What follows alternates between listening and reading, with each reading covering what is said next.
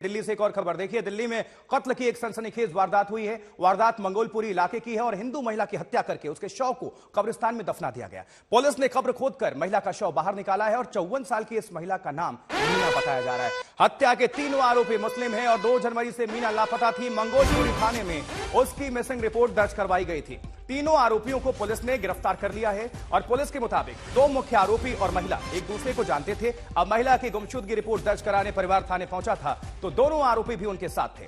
Electronic surveillance में जब police को शक हुआ तो उन्हें हिरासत में लेकर सख्ती से पूछताछ की गई तो जुर्म कबूल लिया। पुलिस के मुताबिक महिला कर्ज पर पैसे देने का काम करती थी और दोनों आरोपियों पर काफी कर्ज बढ़ चुका था, इसलिए उन्होंने महिला की हत्या कर दी। तो ये बड़ी खबर दिल्ली से देखिए, एक के बाद एक वारदात, संगीन वारदात दिल्ली से सामने आ रही है और इस अपराध पर लगाम फिलहाल तो नहीं लग रहा है। अभी कई केस जो हैं उनकी गुत्थी सुलझी नहीं है। एक और मामला सामने आ गया तो दिल्ली में कत्ल की एक और सनसनीखेज वारदात सामने आ गई। वारदात मंगोलपुरी की है। ये ताजा घटनाक्रम देखिए। हिंदू महिला की हत्या करके उसके शव को कब्रिस्तान में दफना दिया गया। हिंदू महिला हत्या और फिर शव को कब्रिस्तान में दफना दिया गया और पुलिस ने कब्र खोदकर महिला का शव बाहर निकाला है और 54 साल इनकी उम्र है। इनका नाम मीना है और हत्या के जो तीनों आरोपी हैं वो मुस्लिम समुदाय से हैं।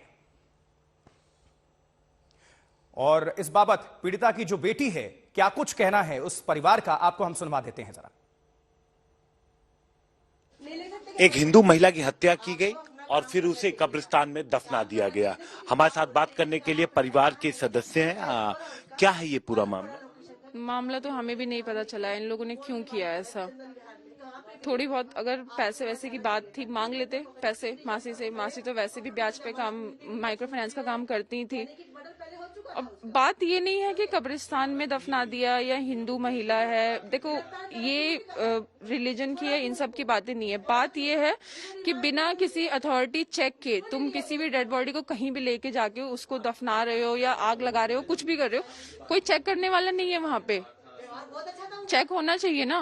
वहाँ पे गार्ड होता है हर जगह पे, हॉस्पिटल में, बैंकों में, कहीं पे भी, हर जगह गार्ड होता है। गार्ड प्रेजेंट रहना चाहिए था। वहाँ पे गार्ड नहीं था, या तो गार्ड था और गार्ड से भी कोई बातचीत की है। मैं नहीं जानती हूँ, मैं पुलिस मैं नहीं हूँ कोई ऑफिसर, या मैं पुलिस नहीं हूँ, लेकिन जो हमें लग रहा है कि ऐसा कैसे हो गया बिना किसी चेकिंग के वो किसी बॉडी को दफना के चले गए, किसी को पता भी नहीं चला।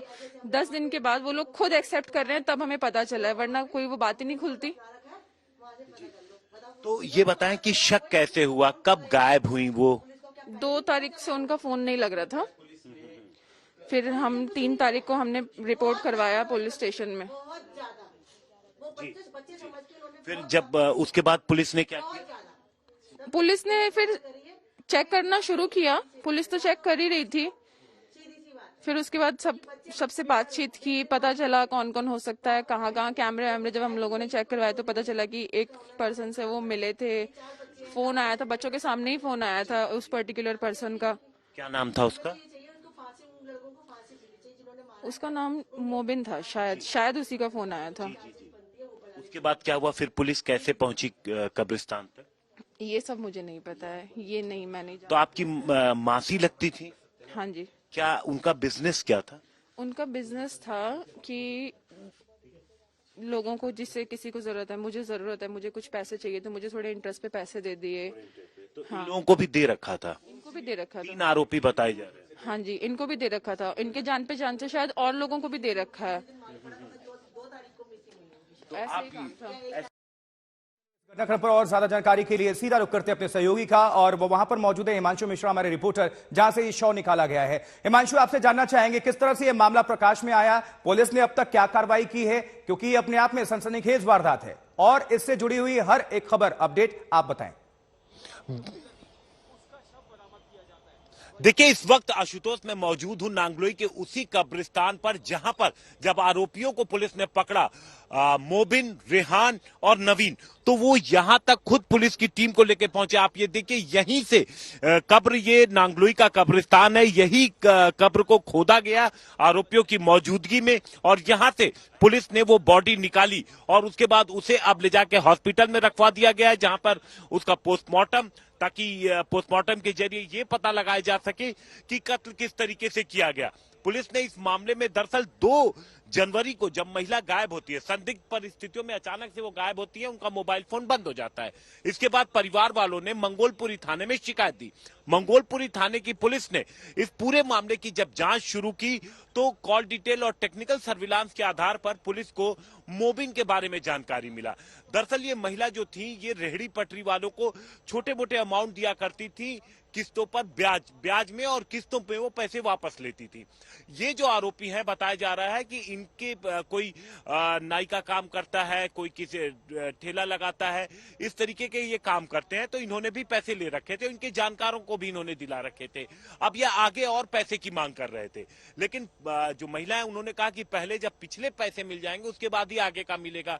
तो उन्होंने ये साजिश रची और हत्या करके लाके बॉडी यहां दफना दी। ये भी देखिए खास बात यहां पर, जब वो रात में ये जो कब्रिस्तान है ये रात में 8 बजे के बाद यहां पर ताला लगा दिया जाता है। यहां पर एक केयर टेकर रहता है, लेकिन जब पुलिस ने इन्वेस्टिगेशन की तो पता लगा जो केयर टेकर मौजूद था रजिस्टर में एंट्री करने के लिए नहीं, रात में कब्रिस्तान में एंट्री देने के लिए 5,000 रुपए आरोपियों ने उसे दिया। और उसके बाद इस पूरे जो शव है, ये पूरी जो बात है वो रजिस्टर में एंट्री नहीं की गई। रात में कब्रिस्तान खुला और रातों रात उन्होंने यहाँ पर बॉडी दफना दी और आरोपी निकल गए। लेकिन अब बॉडी भी निकल चुकी है, ठीक है, आरोपी भी गिरफ्त में है और पुलिस इस पूरे मामले की जांच कर रही है। बहुत बहुत शुक्रिया हिमांशु, इस पूरी खबर पर नजर बनाने के लिए। आप नजर बनाकर रखें। बहरहाल आपका शुक्रिया इसलिए कि आपने दर्शकों को अपडेट पहुंचाया। और देखिए लगातार दिल्ली में जो वारदात हैं, ऐसे जुर्म हैं, वो रुकने का नाम नहीं ले रहे हैं। अभी कई केसेस की गुत्थी सुलझी नहीं है कि नया मामला फिर से सामने आ गया।